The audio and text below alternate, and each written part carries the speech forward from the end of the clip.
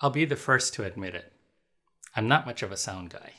But I do know that good audio is super important, and bad audio can literally ruin your video. Quick disclaimer, I paid for all the gear you see in this video with my own money, and this is not a sponsored video. So with that out of the way, as a solo video creator, a lot of the time I'm focused on capturing the visual action that's happening. I do set up my audio equipment, but I just rely on what I can capture with that setup while the camera is rolling. I have a basic understanding of good audio recording techniques, but when I'm working on unscripted action with my hands operating the camera, a lot of times the audio is beyond my control, and I've ended up with audio that was too soft to be heard clearly, or too loud and completely distorted. That's why I was excited when Panasonic announced the XLR2 microphone adapter alongside their new flagship Micro Four Thirds Lumix GH7 camera. This is the first camera to record 32-bit float internally, and I think this could be a game changer for many independent filmmakers. I wanted to share some of the things I've found after using it on a few projects now. Compared to the version 1 adapter, the new XLR2 is a little larger and comes with a microphone clamp that you can remove if you don't need it. There's also a new 3.5mm microphone jack as input number 3 that I'll talk about a bit later. The construction is still plastic, but sturdy, and it's pretty lightweight at just 190 grams. As of recording this, the XLR2 works with the Lumix GH7 and also the GH6 via a firmware update, although on the GH6, you cannot take advantage of the new adapter's biggest strength, which is 32-bit float audio. On other Lumix cameras, the XLR2 will not even be recognized, but I expect Panasonic will fix this in future firmware updates.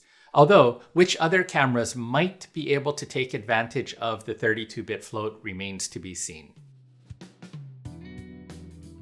So, what does 32-bit float audio mean for content creators and videographers? 32-bit float gives you much wider audio dynamic range than the typical 24-bit recording most cameras use. It allows both very quiet and very loud sounds to be captured without distortion. This means that as a creator, you have much more flexibility in editing to boost quiet sounds or bring down loud sounds without losing quality. Standalone audio recorders started offering 32-bit float audio as a feature a few years ago. To use them with your video, you'd need to synchronize the separate audio file during editing. However, the XLR2 with the GH7 captures 32-bit float directly to the movie files, eliminating the need for manual synchronization. Side note, the 32-bit float audio is only available when recording in QuickTime or Apple ProRes, not MP4. Here are 3 things I love about working in 32-bit float and using the XLR2 adapter. First, it's the flexibility in audio editing that it unlocks. If you're a photographer and shoot in RAW, 32-bit float is like the audio version of that capability. With RAW photos, you can often recover details in the highlights or the shadows and bring out the best image your camera can generate, rather than trying to edit a JPEG and ending up with poor results. Here's a quick demonstration of the difference between 24-bit and 32-bit float recordings. This is a situation I run into quite frequently when I'm recording cooking videos, and probably a lot of wedding, documentary, and event videographers also have to deal with sounds that are too quiet, or can suddenly get really loud and start to clip in your recordings. First is the original version 1 XLR adapter on the GH7, recording in normal 24-bit audio. When the hand mixer starts, it completely overloads the audio. Even if I lower the level in software, you can still see that there's a hard cutoff and everything outside is completely gone from the recording. There isn't much you can do except try to re-record or just accept the bad audio. Now attaching the new XLR2 adapter, you can see a new option in the menu to use just the XLR adapter rather than XLR Plus camera. Selecting this, you can now record in 32-bit float. Notice that the audio level meters no longer show the orange and red zones, and the gain dials on the adapter are simply disabled because you don't need them. When the mixer starts, the audio is not totally clipped like the 24-bit recording. You can lower the levels and keep good audio fidelity. In theory, you can also boost quiet audio more cleanly in 32-bit float, but unless you're recording in a perfectly quiet sound studio, so far I've found this to be pretty limited in real-world usefulness. I'm recording in the studio with Rode NT5 small diaphragm condenser microphones, which don't have a huge amount of self-noise, but together with room sounds like the refrigerator to my side, this studio is not perfectly quiet. As a test, I also recorded some knife sounds, but boosting the 24-bit and then boosting the 32-bit float recordings, I really couldn't get any more useful results out of the 32-bit recordings. So your mileage may vary for quiet recordings.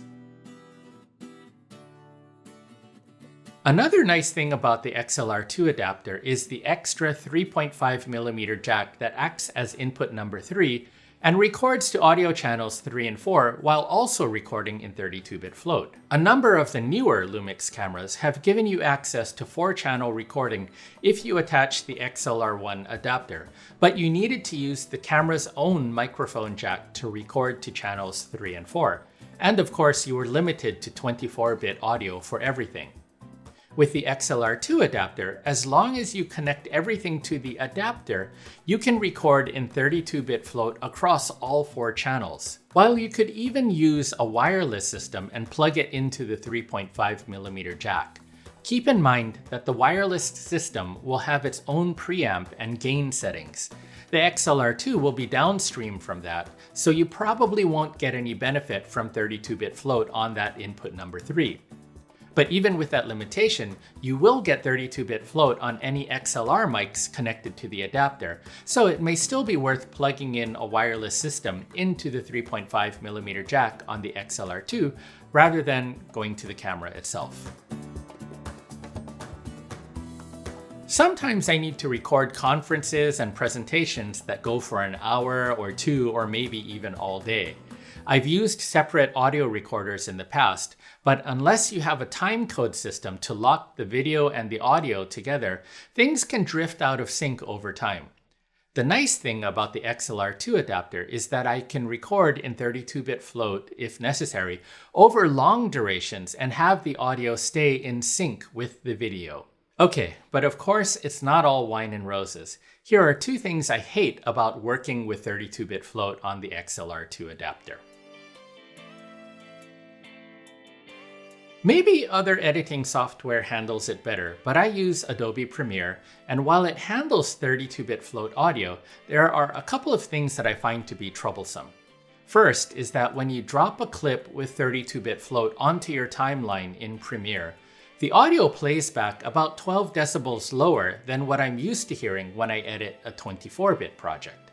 I could turn up the volume on my headphones or speakers, but then of course everything outside of Premiere gets that much louder, i.e. too loud.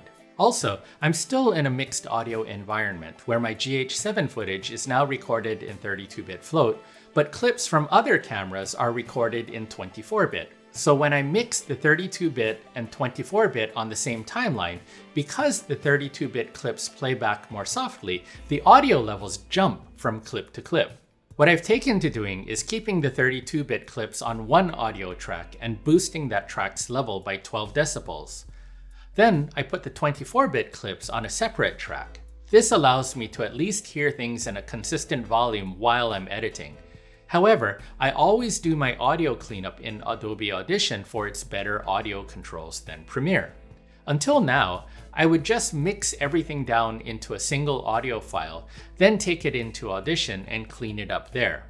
But with 32-bit float, I first need to lower the levels in Premiere and get rid of that 12 decibel boost I gave it, then export just the 32-bit track as a WAV file for any EQ, compression, and cleanup in Audition.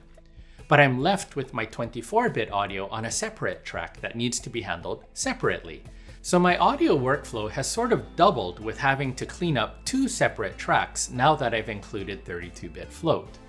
If anyone knows a better way of doing this, or maybe if DaVinci Resolve is better for audio and can avoid these extra steps, Please let me know in the comments. I'd really love to hear from you. When using 32-bit float on the GH7, you lose the option for real-time audio monitoring. The camera is locked on recorded audio, which lets you hear exactly what is being recorded.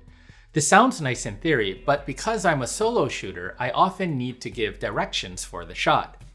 With recorded audio, there's a split-second delay between when I speak and then hearing myself through the monitoring headphones.